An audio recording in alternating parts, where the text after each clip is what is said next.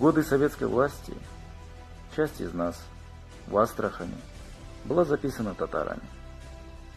Другая часть в Крыму была записана крымскими татарами.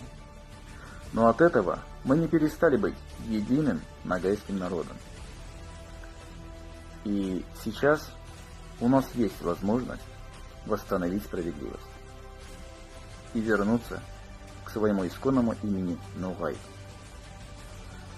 И если каждый ногай, проживающий на территории Российской Федерации, на переписи запишется ногайцем, тогда мы станем единым народом не только в своих глазах, но и в глазах других народов нашей страны и перед лицом всего мира.